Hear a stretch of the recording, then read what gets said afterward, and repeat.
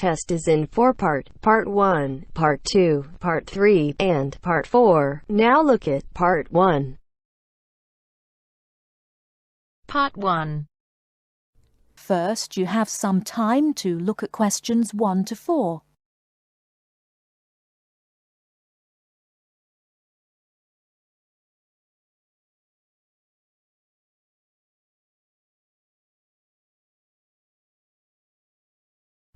Now we shall begin. You should answer the questions as you listen, because you will not hear the recording a second time. Listen carefully and answer questions 1 to 4.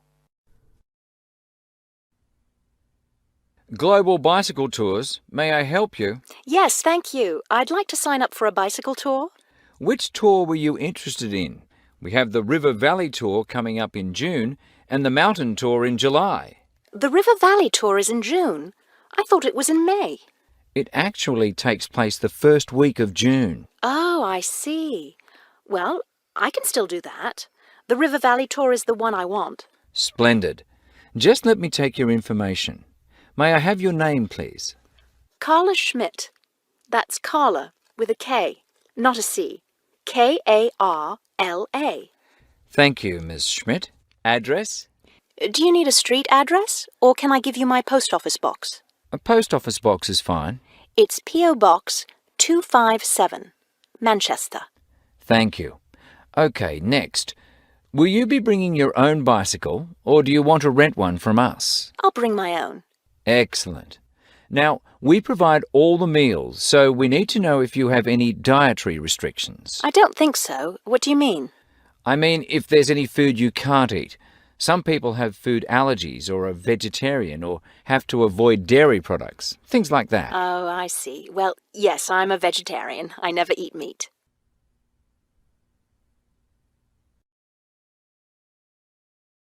Before you hear the rest of the conversation, you have some time to look at questions 5 to 10.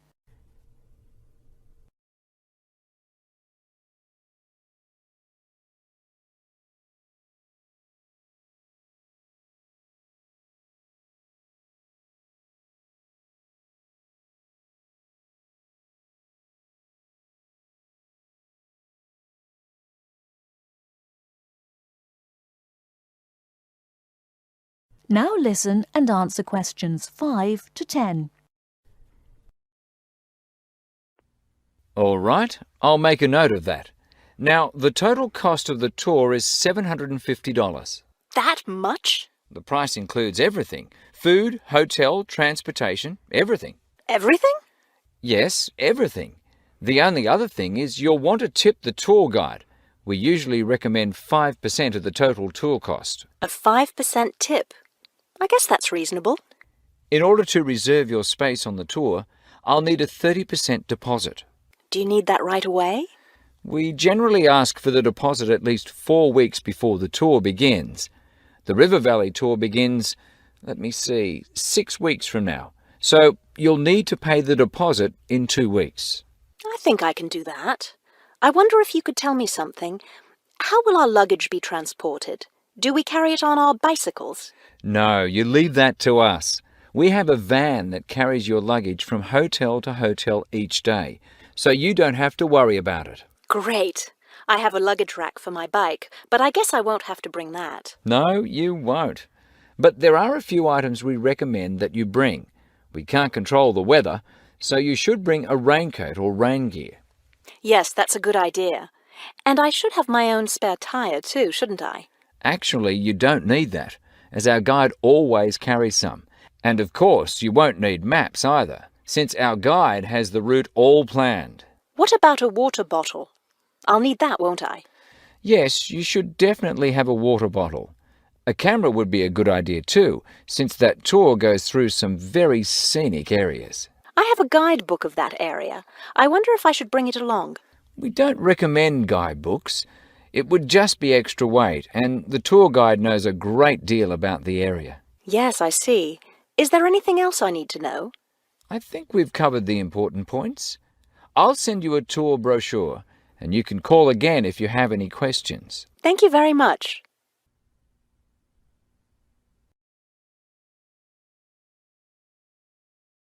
That is the end of part 1.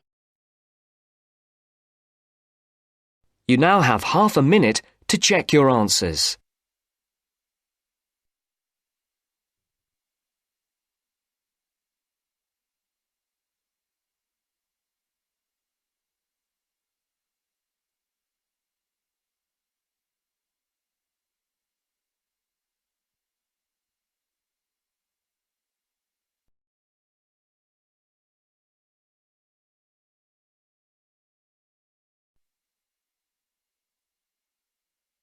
Now turns to part 2.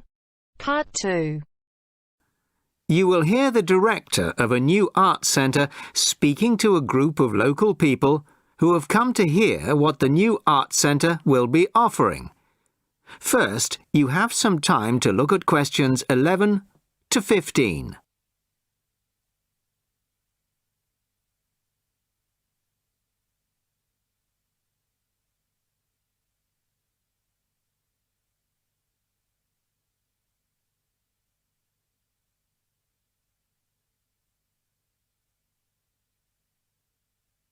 Listen carefully to the first part of the talk and answer questions 11 to 15.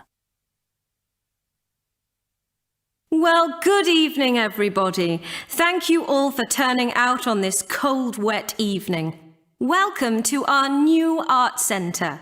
I'm delighted that so many people are interested in finding out about the facilities and events that we'll be offering. I'll start with the regular evening events that we've scheduled so far.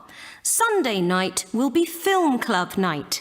Each week we'll be showing a classic film from the 40s, 50s or 60s. Films will start at 6:45 and afterwards there will be an opportunity to discuss the film in the cafe bar for anybody who'd like to. Tickets for the film will be £5, but the discussion afterwards is free, although anybody who wants to buy me a drink is welcome to do so. On Thursday evenings at 7:30, the auditorium is given over to productions by touring theatre companies. This coming Thursday, we're very excited to be welcoming Pizzazz, a drama company featuring both able-bodied and physically handicapped actors. They'll be performing a rather special version of William Shakespeare's The Tempest, featuring music and dance, as well as dialogue. Fridays and Saturdays will be music nights, starting at 8 p.m, with classical or traditional music on the Fridays and pop rock on the Saturdays. However, as the sound system hasn't yet been fully installed, these events won't be starting for another few weeks. As well as evening performances, various events will take place during the day. So far, a mothers and toddlers session has been arranged for Monday afternoons, and of course, anybody can drop in for a coffee or a sandwich. The cafe bar will be open from 11 a.m. to 3 p.m. and 6 p.m. to 11 p.m. Mondays to Fridays, and 11 a.m. to midnight Saturdays and Sundays. Lunch will be served from 12:30 till 2, and light snacks will be available all day. Of course, this programme is just the start, and we expect to be announcing many additional events in the near future. Before you hear the rest of the talk, you have some time to look at questions 16 to 20.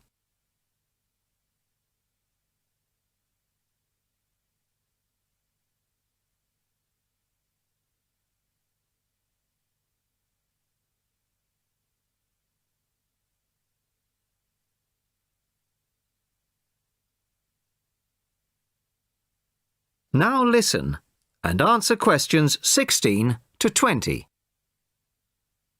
Now I'd like to take this opportunity to tell you about becoming a member. Membership benefits include reduced price tickets, priority bookings, and a monthly newsletter, which will feature the latest details of forthcoming events, plus details of other arts events in the local area.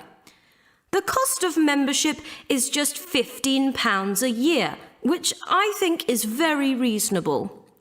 To get a membership card, you'll need to provide us with a passport-sized photo, plus payment, of course, by cash or cheque.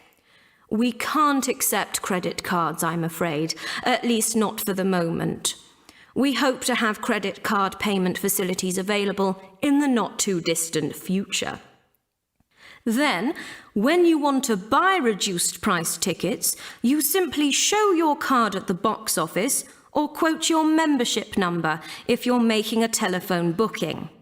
Generally, a membership card will save around 20% on the full ticket price, so it really is very good value. Now we come to the most important part, your suggestions. It's your art centre, so we want to hear what you'd like to see.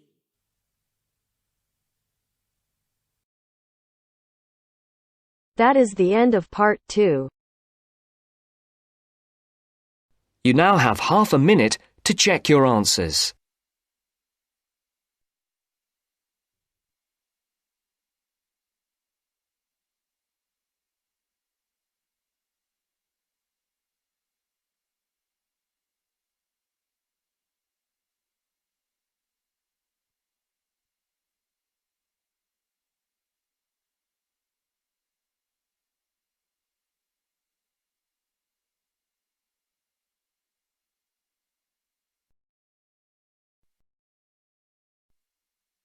Now turns to part 3.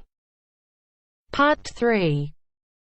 You are going to hear part of a lecture on some useful information for your travelling around Britain. Listen to the lecture and complete the notes below. First, you have some time to look at questions 21 to 25.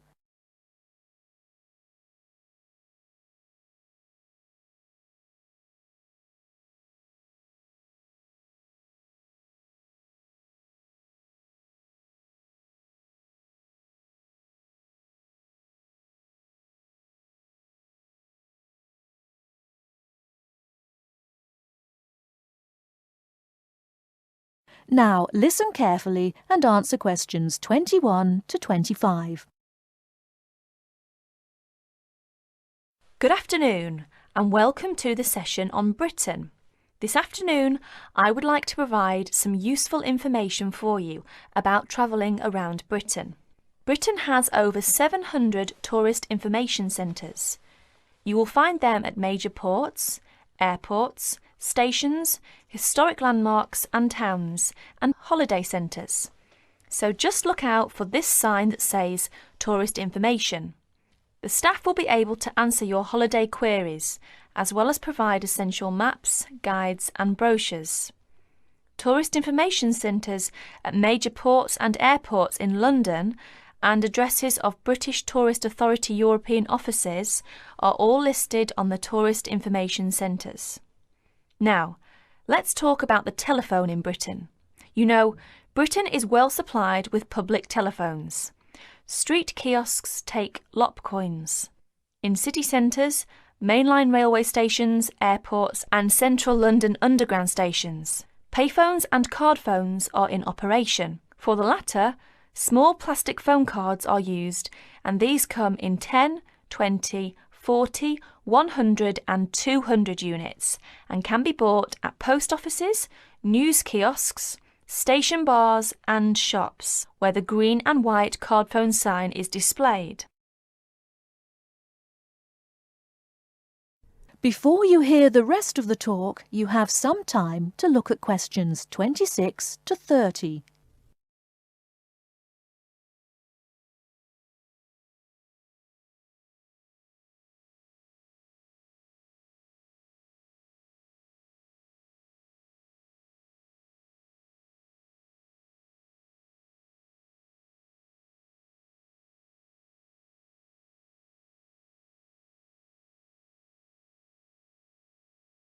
Now listen and answer questions 26 to 30. When using the different public telephone systems, make sure you read the dialling instructions carefully. Now let's see the banks in Britain. There are 24-hour banks at London's two main airports. One is Heathrow and the other is Gatwick. Otherwise, banks are normally open from 9:30 to 3:30, Monday to Friday. Barclays Bank and National Westminster Bank offer a Saturday morning service at some of their branches. National Gyrobanks has 42 bureaux de change located in post offices throughout the country in main tourist areas. Opening hours are 9 to 5:30 weekdays, 9 to 12:30 Saturday mornings. One exception to this is the Trafalgar Square office, whose opening hours are 8 to 8 weekdays and Saturdays, and 10 to 5 on Sundays.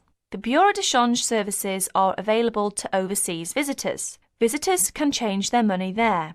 You can also change money at Bureau de Change, large hotels, department stores and travel agents.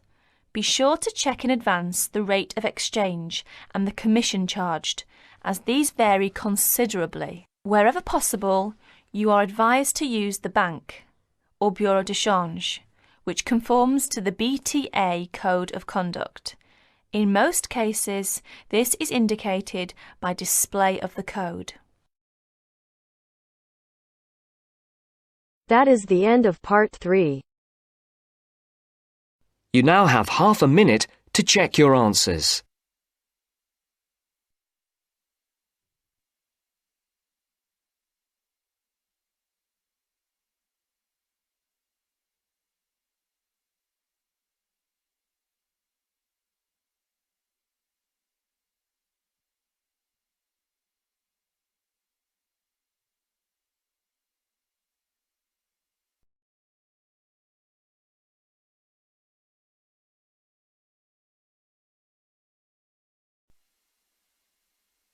Now turns to part 4. Part 4. You will hear part of a careers advice talk on working freelance.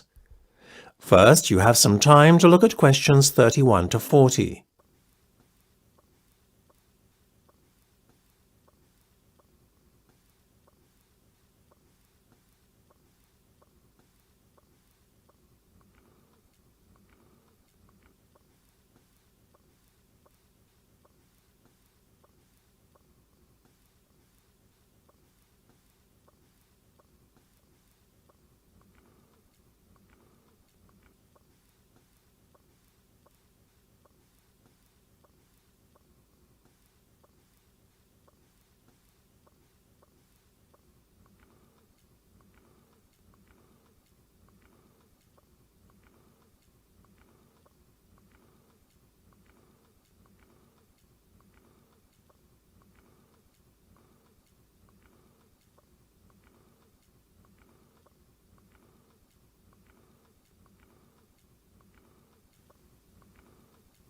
Now listen carefully and answer questions 31 to 40. Working for an employer in a 9-to-5 job has long been the accepted norm. However, this could soon be set to change. A rising level of unemployment, combined with a sense of disillusionment amongst employees with their workaday lives, is at the root of this modern-day revolution in the workplace. Now, there is a growing trend amongst people of all ages and from all walks of life to opt for freelance work rather than working for an employer. It sounds a risky option and a potentially stressful one, but on the whole, the benefits of freelancing seem to vastly outweigh those of working for someone else. In fact, recent research has shown that those who quit their jobs to work for themselves are the country's happiest and most productive workers. A study conducted by Dr. Jonathan Sapsed from Brighton University's Business School, in conjunction with the Arts and Humanities Research Council, looked at a total of 304 freelancers who were pursuing a range of professions in southern England. They found that, far from struggling to get by, many were not only doing well, but excelling in their new professions. So, What are the advantages of freelancing? Well, there are many. One of the most obvious benefits is not having to be answerable to a boss and having to face criticism or unfair demands. In addition, not being based in an office or shared workplace with competitive or difficult colleagues is another bonus. But what is probably the most attractive pull of working freelance is the freedom to determine your own work schedule. You are no longer at the mercy of a timetable dictated to you by your employer. If you have family commitments, these can easily be fitted around your working hours. Furthermore, if you have an off day one day, it's easy to make up time another day without having to face your employer's wrath when you are being less productive than usual. Those who work in creative and digital industries stand to benefit most from working freelance. In these fields, workers are at liberty to choose their ideal working location, as they are not restricted to working in a set place. It really is an ideal lifestyle that many would aspire to if they were more aware of the options available to them. Lastly, to add to an already convincing list of benefits from doing freelance work, there is the financial reward. Freelancers typically work a 38-hour week and earn a median wage of £43,000, well above the national average of £25,000, and are happier than other workers. It seems that people are now catching on to the myriad benefits that come with working as a freelancer. Currently, there are about 31 million people in work in Britain, and already 4.6 million are self-employed, thereby displaying the vitality of the freelance economy. In fact, so popular is freelancing becoming that it has even been suggested that the government needs to devise a new tax and other policies to support freelancers. Freelancing would seem to be the future of employment and the way forward. It is certainly well worth considering freelancing if you are doubtful about committing to working in a structured environment and would like more freedom and autonomy in your work. That is the end of part 4. You now have half a minute to check your answers.